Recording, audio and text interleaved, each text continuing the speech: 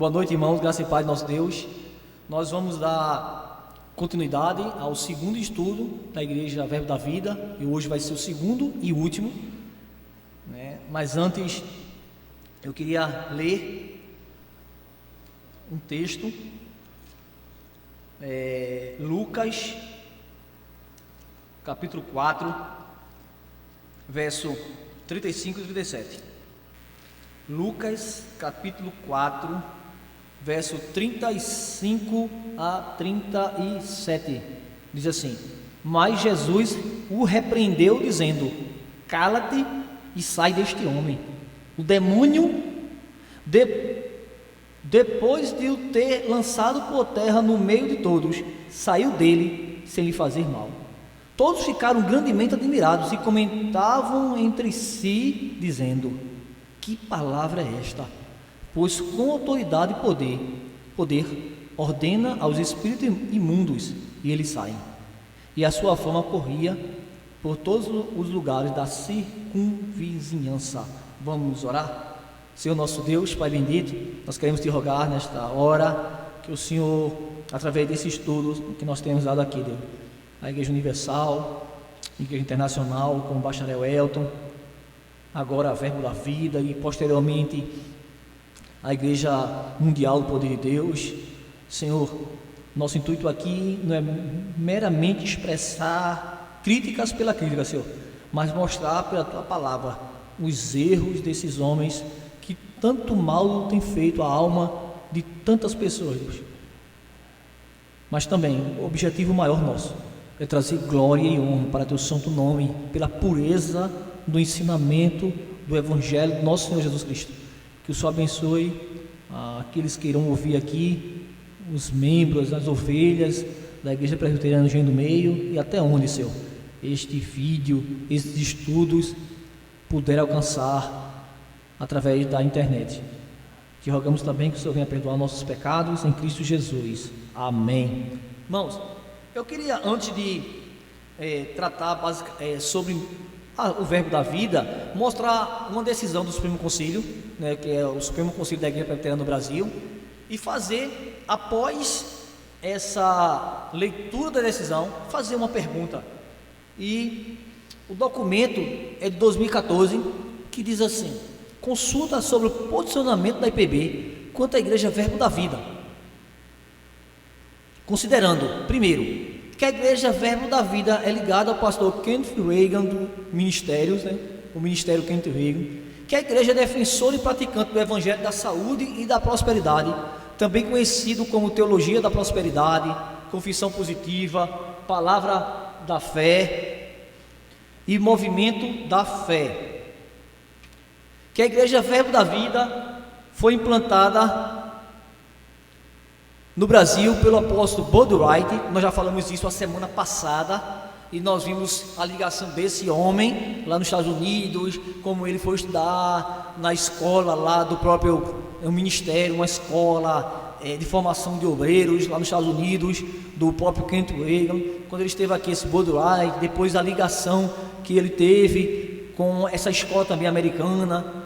Bom, então, mostrando que há uma ligação muito estreita entre o fundador e o estudioso lá, o pregador, o pastor Kenneth Reagan.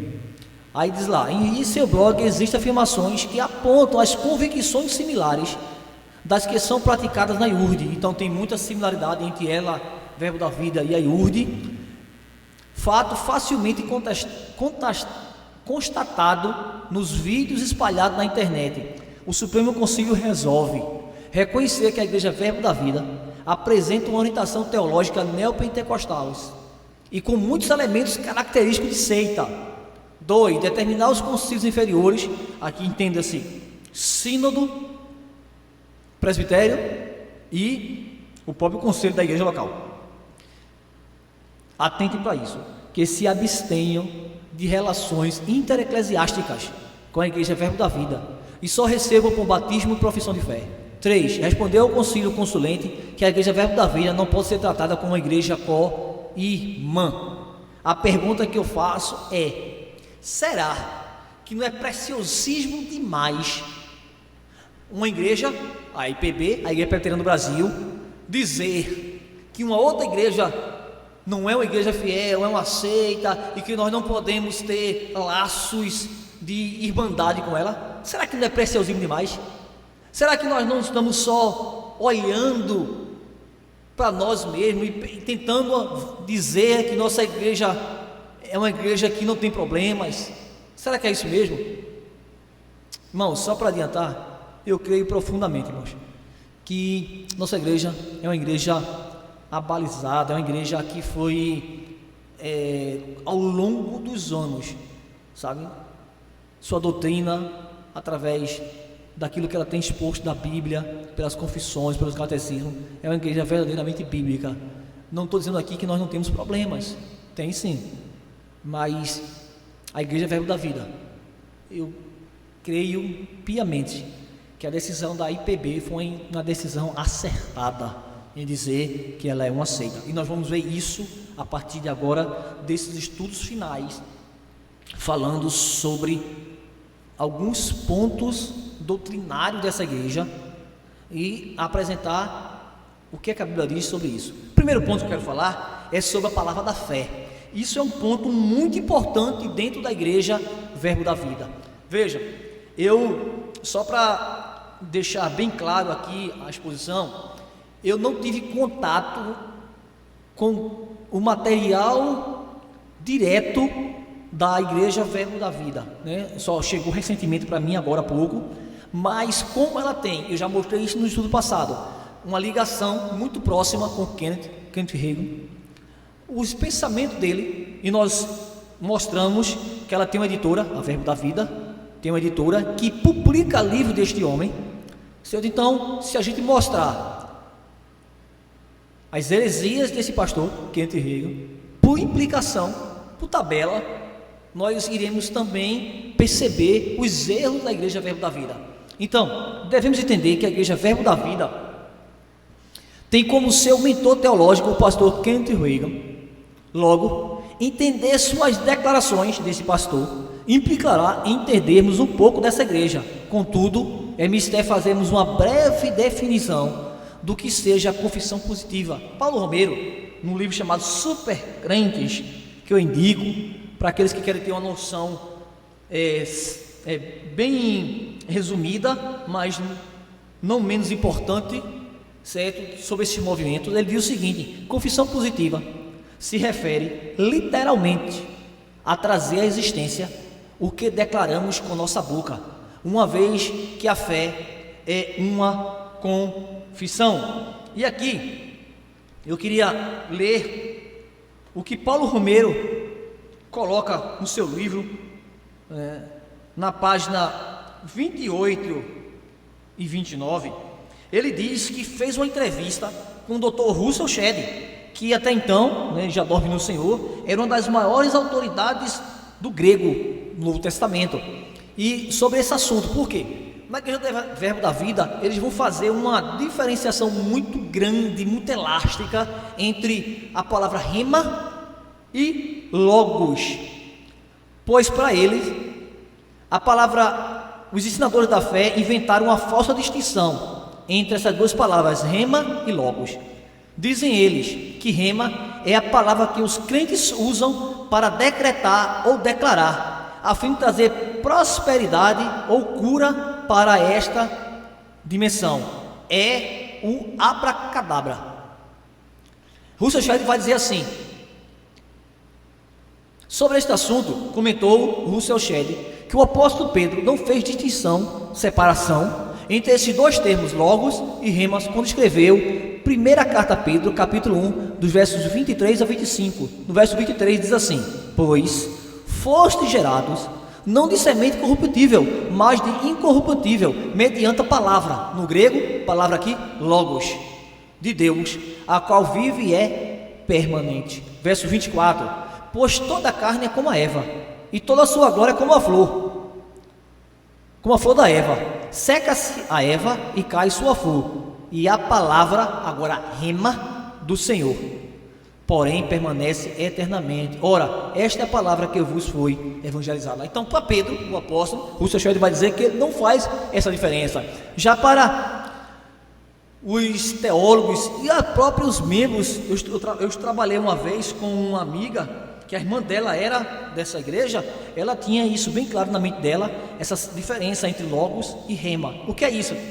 É que, como foi falado, a palavra rema traz à existência, é uma palavra de poder, que traz à existência aquilo que não existe através da palavra do crente. Então, quero que vocês entendam isso, né? Que através dessa palavra o crente passa, como se fosse um toque de mágica, a trazer à existência aquilo que não existe. Isso é saúde, é prosperidade.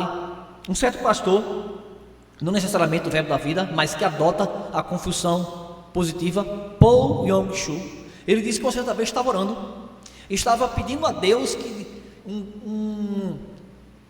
uma escrivaninha, uma mesa para estudar. E ele disse que orou e não recebeu. Até um dia que Deus revelou a ele e disse assim: sabe por que você não recebeu ainda? Porque você não especificou.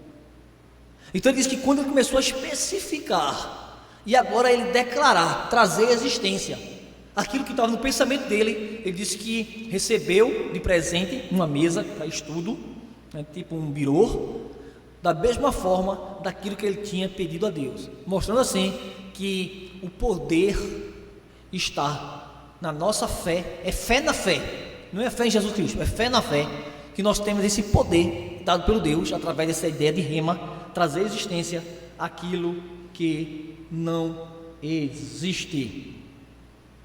Outra coisa também dentro desse movimento é a questão da oração. Oração da fé e a soberania de Deus. Nos círculos de ensino da fé, a doutrina da soberania de Deus não é levada muito a sério. Verbos como exigir, decretar, determinar, reivindicar, frequentemente substituem os verbos pedir, rogar e suplicar, vai dizer o autor Paulo Romero na página 36 deste livro.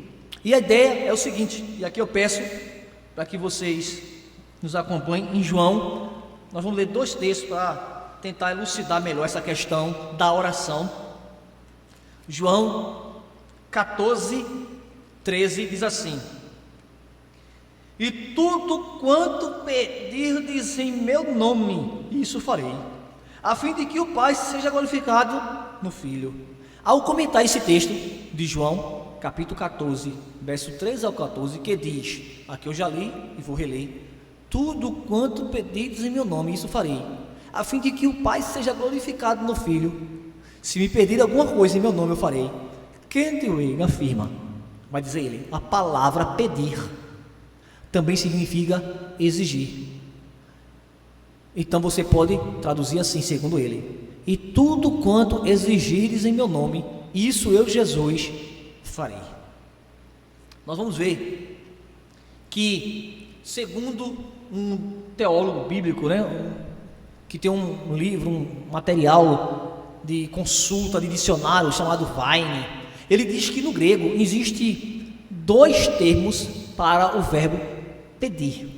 Um está aqui em João 14, 13 a 14, esse verbo pedir, e o outro está em Lucas 14, 32. Eu quero que vocês leiam também comigo Lucas 14, 32. Vocês vão ver que é a mesma ideia de pedir, mas no grego a palavra é diferente, embora em português seja a mesma. 14, 32.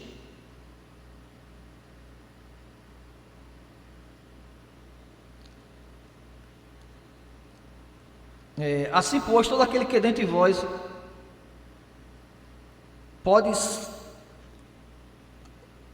assim pois, todo aquele que dentre vós não renuncia a tudo quanto tem, não pode ser meu discípulo. Só um minutinho. Lucas.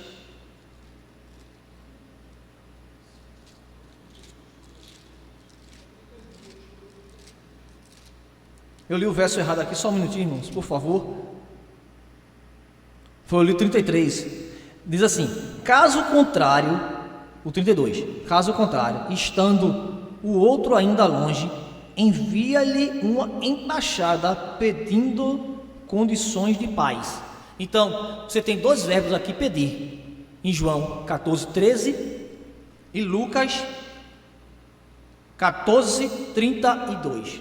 Então, ele vai dizer assim, que em João 14, 13 a 14, sugere a atitude de um suplicante, uma petição de alguém que está em posição menor daquele quem é feita a petição, como em Mateus 7,11, uma criança pedindo ao pai, ou seja, é o verbo pedir, mas é alguém que tem uma posição inferior pedindo ao superior, uma criança pedindo ao pai, a criança é inferior, então de pai, me dê leite, pai, me dê uma roupa, então é alguém inferior pedindo a alguém superior, e ele cita outros textos, Colossenses 1,9, Atos 12:20, escravos pedindo a um rei, Efésios 3:20, Tiago 1:5 ao 6, 1 João 5:14 ao 15. Em todas essas referências bíblicas é impossível substituir o verbo pedir por exigir.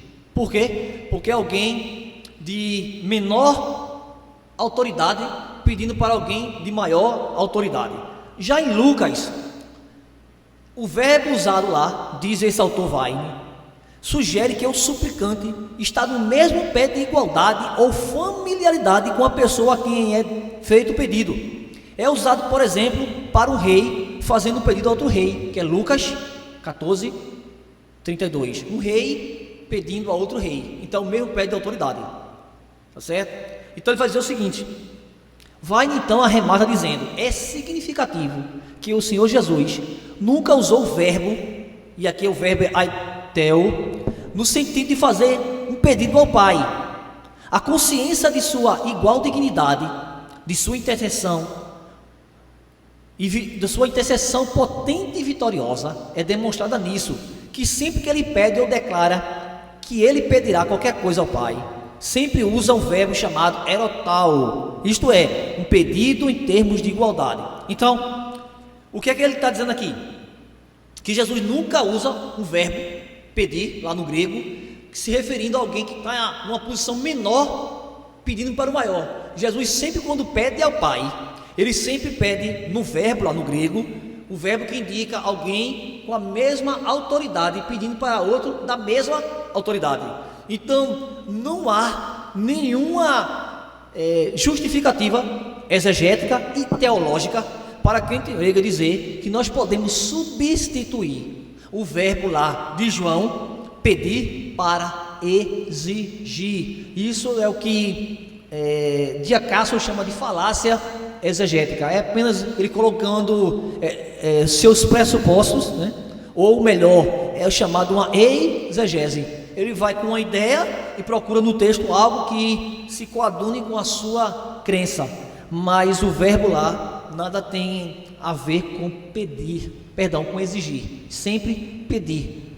Então, quando nós pedimos a Deus, a oração do Pai Nosso, nós pedimos a Deus, é sempre na posição de alguém inferior pedindo para alguém superior. Então, nós já vimos o primeiro erro, que é a ideia de trazer à existência aquilo que não tem. Isso é só Deus que pode, através do seu poder, do seu ato criativo, né? Lá, por exemplo, em Gênesis capítulo 1. O segundo erro é mostrar essa questão da oração. A nossa oração tem poder, porque nós temos que se exigir. Isso é muito comum a gente ouvir aqui ou colar em irmãos de outras igrejas, não necessariamente da Igreja Verbo da Vida, é isso. Rapaz, a tua palavra tem poder, não diz isso não. Eu estava lendo um livro, falando também sobre esse movimento, que eles dizem o seguinte, para vocês verem que a coisa é tão esdrúxula que chega ao ridículo. Ele disse assim, que a nossa palavra tem tanto poder, que se alguém disser, até mesmo por brincadeira, não diga isso não, porque eu vou morrer de rir. A palavra do crente tem tanto poder, que você vai morrer, realmente, literalmente, morrer de rir, porque a palavra do crente tem poder. Irmãos, chega a ser hilário, né? é motivo para a gente sorrir mesmo e depois chorar por tamanha atrocidade, suicídio teológico, irmãos. Lógico, irmãos, que a Bíblia fala que nossa palavra deve ser temperada, que a gente não deve ter palavras torpes, mas isso não tem nada a ver, irmãos. Quando diz que a gente pode destruir a vida de alguém, isso não tem nada a ver. É quando a gente não leva a palavra de esperança, quando a gente não prega o evangelho, quando a gente trata a pessoa com ira. É nesse sentido, e não dizer que minha palavra tem poder. Então, primeiro ponto, a confissão. Segundo, oração. E terceiro, agora nós vamos falar sobre a questão da prosperidade. Diz aqui: o próprio Senhor me ensinou sobre prosperidade. Recebi isso diretamente do céu. Vai dizer o pastor Kent Reiga. Ele afirma, por exemplo: o Senhor falou comigo e disse: não ore mais pedindo dinheiro. Você tem autoridade através de meu nome para reivindicar a prosperidade. Tá certo? Então, esse conceito dele de prosperidade, né? E fica bem claro aqui que nós não precisamos mais orar, pedir dinheiro, porque nós temos autoridade já para isso. Tá certo? Através da palavra, lembra lá da confissão positiva. Então nós não precisamos orar nesse sentido, certo? Nós precisamos só reivindicar, exigir, porque já é nosso. Eu não vou orar porque aquilo já é meu, então eu vou só exigir que Deus traga à existência a prosperidade que já existe no mundo aí, certo? No mundo espiritual, trazer para a existência, para esse mundo espiritual. Outra coisa, também diz ainda Paulo Romero, falando sobre essa oração, sobre esse pensamento da prosperidade de Kent Reiga, sobre essa frase dele, diz assim: Deus quer que seus filhos, isso é o pastor Kent Reiga que vai dizer, Deus quer que seus filhos usem a melhor roupa, Ele quer que eles dirijam os melhores carros, e quer que eles tenham o melhor de tudo. Simplesmente exija o que você precisa. Agora, irmãos, isso aqui, vejam, eu queria que vocês mais uma vez abrissem a palavra de Deus em Filipenses, capítulo 4, verso 11. Eu vou repetir aqui, tá? Deus quer que seus filhos usem a melhor roupa, Ele quer que eles dirijam os melhores carros, e quer que eles tenham o melhor de tudo. Simplesmente exija o que você precisa. Agora, veja comigo Filipenses 4:11. Paulo vai dizer: eu digo isto não por causa da pobreza, porque aprendi a viver contente em toda e qualquer situação, tanto ser estar humilhado, como também ser honrado, de tudo e em todas as circunstâncias. Já tenho experiência tanto de fartura como de fome. Isso aqui, irmãos, nada mais é do que nós estarmos contentes, a teologia do contentamento com aquilo que Deus nos deu. Então, quando você agora começa a exigir, é como se você não estivesse aceitando, certo, de bom grado, de coração aberto, aquilo que Deus tem como plano, como seus decretos para a sua vida. Então isso é um motivo de murmuração, é um motivo de você estar descontente, quando na verdade nós era para estarmos contentes. Quando eu digo, irmãos, contente, não é simplesmente, por exemplo, se eu não tenho uma roupa para usar, certo? Eu não estou dizendo que eu não vou lutar, eu não vou estudar, eu não vou orar. Não é isso que eu estou querendo afirmar. Eu estou dizendo que nós devemos fazer essas coisas: orar, procurar um bom emprego, termos sim uma boa roupa, quem sabe da vontade do Senhor termos um carro. Mas caso nós neste mundo não venhamos a alcançar essas coisas, irmãos, nós não podemos cair no desespero, estar triste com essa situação, porque sabemos, irmãos, que nós temos tudo aquilo que é necessário para a nossa vida neste mundo. Outro texto também é Timóteo 6,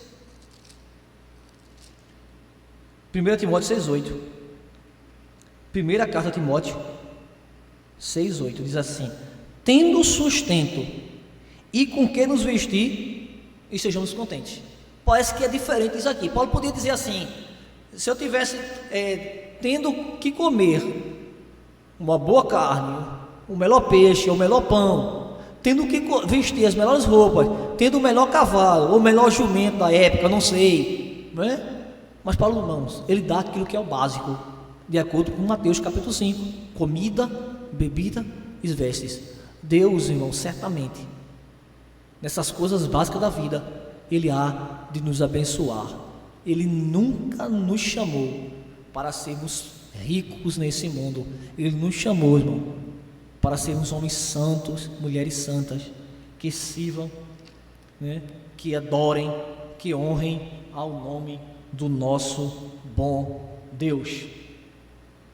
Outra coisa ainda, certo, que devemos tratar é a questão da cura divina. Outro ponto, cremos na cura divina. Isso aí eu peguei no próprio site, acho que está ali, verbodavida.org.br. Diz lá, é tipo um credo deles, né? Eles têm algumas formulações credais, e dessas proposições diz assim: cremos na cura divina. A cura é para doenças físicas do corpo humano, e é operada pelo poder de Deus, através da oração da fé e pela imposição de mãos. Foi providenciada pela expiação de Cristo, e é um privilégio de todo membro da igreja hoje, certo? Conhecendo o que está aqui por trás, ele vai dizer que crente não poderá ficar doente, tá certo? O mais interessante é que agora há pouco eu estava lendo aqui o livro deles, né? É um módulo do primeiro ano, está aqui na minha frente, Centro de Treinamento Rema, que quando ele vai tratar de questões de doenças, ele vai dizer o seguinte, pegando o caso de Moisés. Diz ele: como é que Moisés morreu? Já velho de dias. E como é que foi essa morte? Ele apenas morreu, o coração deixou de parar. Assim é a vida do crente. Ele deve morrer de velhice, coração parando. O problema é o seguinte, é que na própria biografia do fundador da Verbo da Vida, como nós colocamos lá a semana passada, ele morreu em um hospital. Na própria biografia dele, que consta lá no site do Verbo da Vida, diz que morreu com muitas doenças, fazendo um tratamento de hemodiálise. Até onde eu sei, tratamento de hemodiálise é uma doença, é um tratamento doloroso, e ele morreu lendo o livro sobre cura divina. Ou seja, ele defendia algo, né? É aquilo que os estudiosos de cosmovisão vão dizer, sabe? É aquilo que está na estrutura, né, do nosso aparato cognitivo, aquilo que eu creio, se é possível viver nessa realidade. Ou seja, eu creio que sou um pássaro, mas é possível viver como um pássaro nessa realidade? O que é que nós fazemos? Levamos alguém ali para o prédio da restauração, no último andar, e mandamos ele voar. Se ele voar, realmente aquilo que ele crê vai estar condizente com a sua prática, ou vice-versa. Quando isso não bate, ou nós mudamos a prática, ou nós mudamos as nossas crenças. Mas é do ser humano tentar viver que essas duas coisas andem junto. Então, ele não conseguiu viver, irmãos, porque a Bíblia deixa claro que homens de Deus tiveram problemas de saúde, e nós vamos ver isso já, tá bom? Depois disso aqui, super crentes, será que crentes não podem ficar doentes?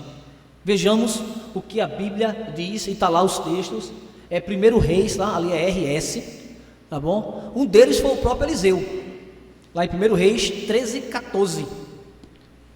A Bíblia diz que ele padeceu de uma enfermidade que finalmente levou à morte. Outro foi Timóteo, está lá em 1 carta de Timóteo 5:23, né?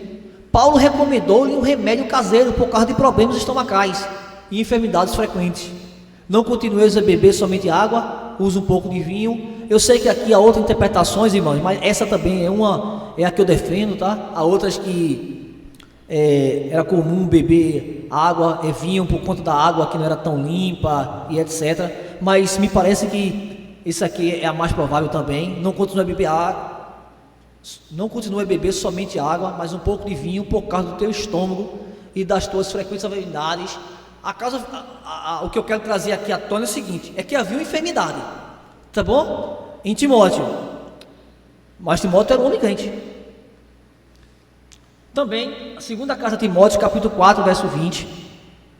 Ao final do seu ministério, Paulo registra a doença de um amigo que ele mesmo não conseguiu curar. Erasto ficou doente em Corinto, quanto a Trófimo deixei-o doente em Mileto.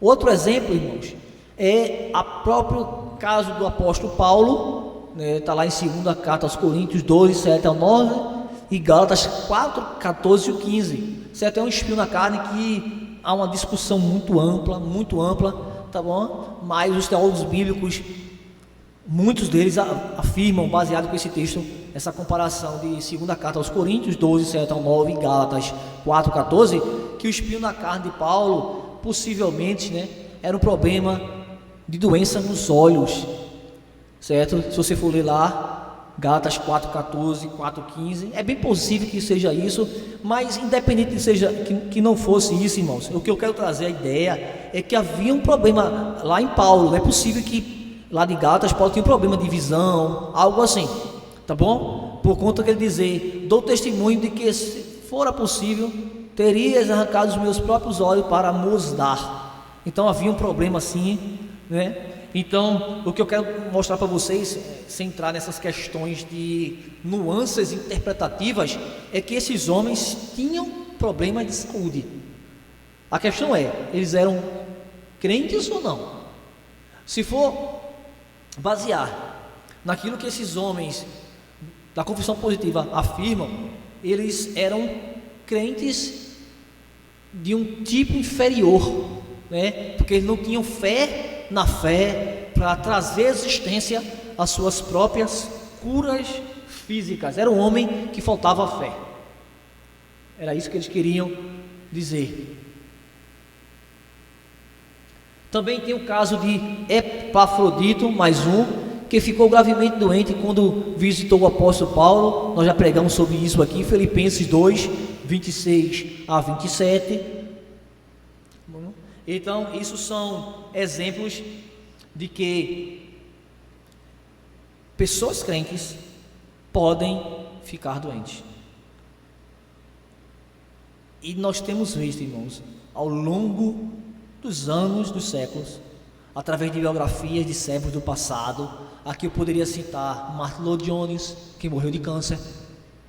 Nós poderíamos citar Calvino, que é um biógrafo dele que mostra mais de 8 tipos de doença Calvino tinha, tá certo? Então assim, e tantos outros, será que agora, nesse tempo de pandemia, será que os crentes não vão pegar coronavírus ou Covid-19?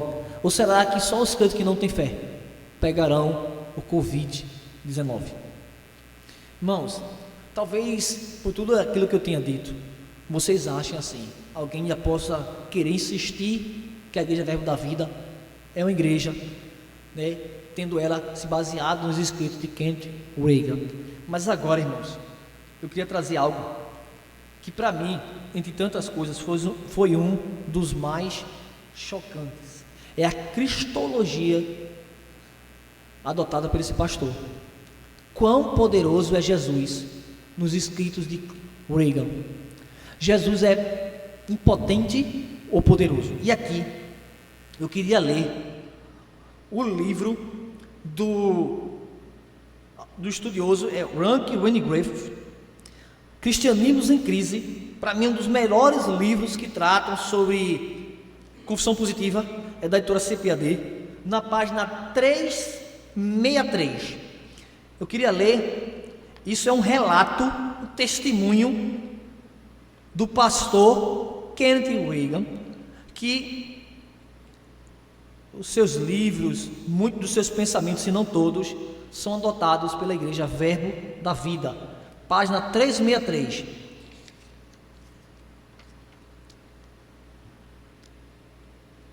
Uma das narrativas visionárias mais notórias do Reagan envolve um demônio em forma de macaco.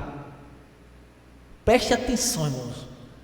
A história inicia com Jesus e Regan tendo uma conversa sobre expulsão de demônios, quando de repente um macaco demônio pula entre eles e começa a abafar as palavras de Jesus gritando: Iacte, Iac, Iac, Iac, numa voz estridente. Isso foi a visão dele. Finalmente, depois de passado algum tempo, Reg toma o controle da situação, falando ao demônio para calar-se, no nome de Jesus. Jesus, visivelmente aliviado, fala a Regan: se você não tivesse feito algo a respeito, eu que não poderia fazer. Chocado pela afirmação de Jesus, lógico, Regan imediatamente sugere a Jesus que talvez Jesus tenha dito a coisa de forma errada, e que ao invés de dizer que não poderia fazer, Jesus estivesse tentando dizer que não faria. Jesus calmamente assegurou a Regan que não tinha se enganado quanto a dizer o que Regan ouvira. Regan, porém, não se convenceu. Ele volta a interpelar o Senhor, dizendo-lhe que não pode aceitar aquilo, e pressiona Cristo a confirmar sua pretensa declaração com 2 ou 3 textos bíblicos que pudesse servir de prova. Depois de falar a Regan que algumas vezes sua teologia precisa ser contestada, Jesus abre um sorriso bem doce e lhe mostra 4 em vez de 3 provas. Ou seja, o que é isso? É que Jesus não teve poder para expulsar esse macaco demônio. Disse: se você não faz, eu é que não vou fazer. Por quê? Isso porque a palavra, o poder está em nós. Então nós temos que trazer à existência aquilo que já é nosso. Nós temos poder para a cura, o poder para a prosperidade e o poder para expulsar demônio. Jesus não pode fazer nada, porque ele está preso, irmãos. A ideia é essa: ele está preso, ele está amarrado pela palavra da fé. Nós é que liberamos isso. Agora, nós já lemos o texto de Lucas 4, 35 e 37, e eu quero ler mais 2 textos ainda. Lucas 8, 28. Lucas 28, até o verso 34, diz assim: Lucas 28 a 34. E quando viu a Jesus, o demônio, prostrou-se diante dele, exclamando e dizendo em alta voz: que tenho eu contigo, Jesus, filho do Deus Altíssimo? Rogo-te que não me atormente. Veja a diferença do Jesus bíblico, o Deus encarnado, e o Jesus fabricado por Kenneth Regan. O Jesus fabricado por Kenneth Regan é um Jesus impotente, que depende do homem. O Jesus bíblico é aquele que os demônios se submetem, porque Jesus ordenara ao espírito imundo que saísse do homem, pois muitas vezes se apoderara dele. Ainda Lucas 10, 17. Então regressaram os 70 possuídos de alegria, dizendo: Senhor, os próprios demônios se nos submetem pelo teu nome. Veja, irmãos, o próprio Jesus demonstra que tem poder, e pelo próprio nome dele. O Jesus fabricado por Kenneth Regan é um Jesus fraco, é um Jesus que não é o Jesus segundo as Escrituras, irmãos. Outra coisa, também ainda dentro da cristologia adotada por Kenneth Regan, certo? E aí, por tabela, todos os seus adeptos, todos aqueles seus discípulos, todas as igrejas que adotam esse tipo, né?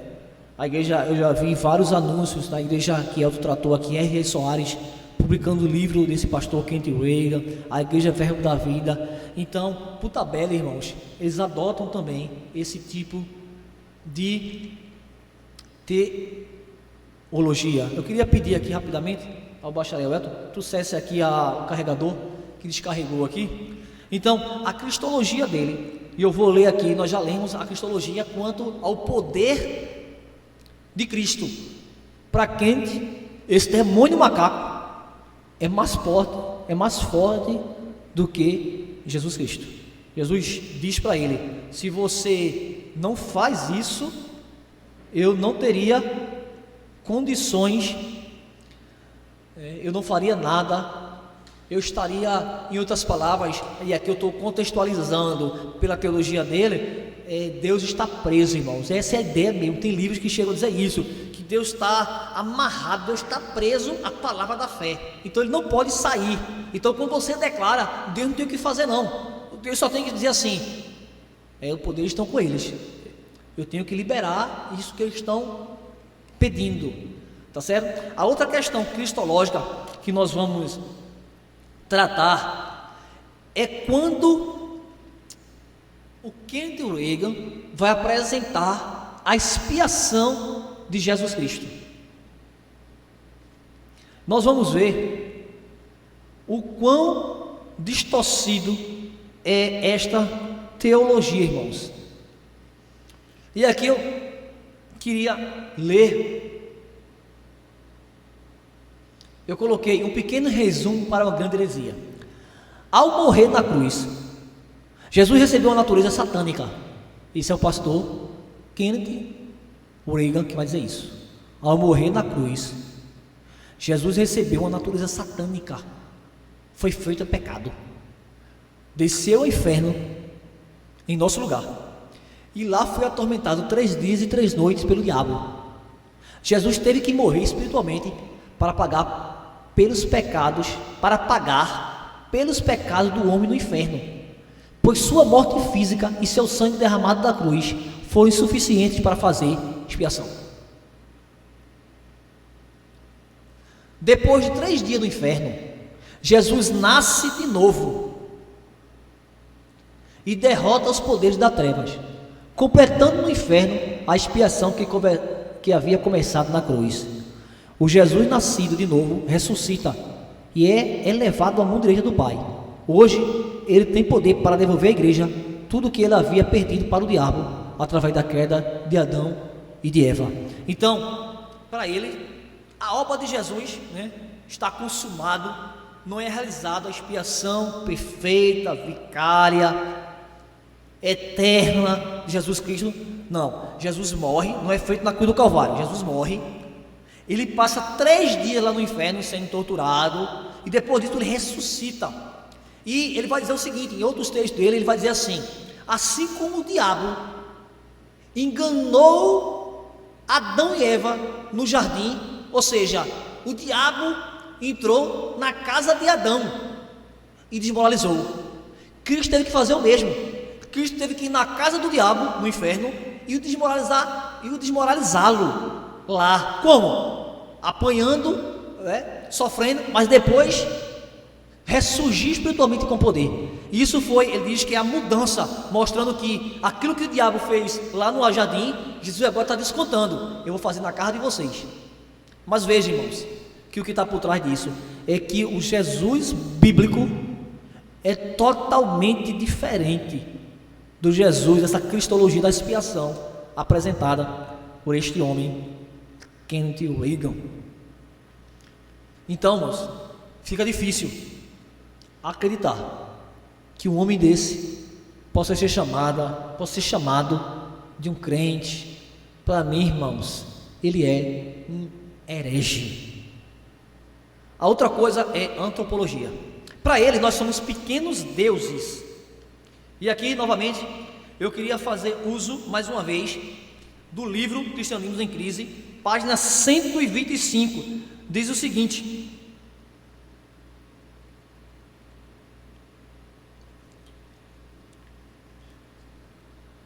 para muitos deles, certo? De acordo com esse texto de Pedro, os mestres da fé dizem que o apóstolo Pedro, sobre a inspiração do Espírito Santo, esposa ali sua doutrina de pequenos deuses, certo? Então, para ele, nós recebemos a natureza divina. Então ele faz uma deificação do homem, quando na verdade o que Pedro está querendo mostrar lá, irmãos, é simplesmente que nós, quando somos salvos por Jesus Cristo, nós temos aqueles aspectos, né, que os teólogos sistemáticos dizem da imagem e semelhança de Deus que foram perdidos, né? Verdadeira justiça, conhecimento e santidade são resgatados, né, são restaurados, melhor dizendo, em Cristo. Então, nós passamos agora a ter essa natureza de Deus no sentido moral, né? Nós temos uma natureza santa. Nós amamos a verdade, desprezamos a mentira, embora aqui ou colar, né, por conta da nossa natureza ainda pecaminosa, aqui ou colar possamos cometer o pecado da mentira e outros tipos de pecado, mas nós não temos prazer. Então, primeira carta de Pedro 1,4 não fala que nós passamos a adotar, através da salvação em Cristo Jesus, a natureza divina de Cristo, dizendo que nós somos pequenos deuses andando sobre a terra. Essa é a linguagem mesmo, literalmente, que eles falam lá. Mas sim, irmãos, que nós passamos a ser agora homens e mulheres santas. E agora eu quero terminar com a seguinte pergunta: como afirmamos? A Igreja Verbo da Vida é filha dos ensinamentos de Kenneth Reagan. Por tudo que foi apresentado até aqui, fazemos a seguinte pergunta: será que é preciosismo teológico da IPB, da Igreja Presbiteriana do Brasil, considerar a Igreja Verbo da Vida como uma seita? Pelo tudo que nós apresentamos aqui, irmãos, não é preciosismo teológico da nossa Igreja Presbiteriana do Brasil, mas sim dedicação, amor à verdade de Deus, em apresentar essa igreja como uma falsa igreja, irmãos. A confissão de fé fala, irmãos, que é a igreja mais pura e menos pura. Não é o caso aqui. Aqui nós estamos tratando de uma seita, algo que é terrível, diabólico mesmo, irmãos. Nós não estamos falando aqui de pureza, mas sim de distorções tremendas, irmãos, que tem a ver com o destino da alma, porque eles mudam a cristologia, irmãos. Isso por si só já traria problemas eternos. Que Deus nos abençoe, e vamos terminar agora com oração. Senhor nosso Deus, Pai bendito, nós queremos te rogar que o Senhor, através desses estudos, Senhor, o Senhor possa usar para resgatar pessoas que estão envolvidas com essa seita, Deus. Que o Senhor os abençoe, que eles possam, pelo Teu Espírito Santo, ao ouvir essas palavras, não entender, Senhor, que são ofensas por ofensas, não, Senhor, mas que é o cuidado pastoral, de orientar, de exortar, de proteger o rebanho de Cristo, Deus. Que o Senhor abra os olhos daqueles que estão cegos pelo poder do Evangelho, pela atuação do Teu Espírito Santo. É isso que nós te pedimos em Cristo Jesus. Amém.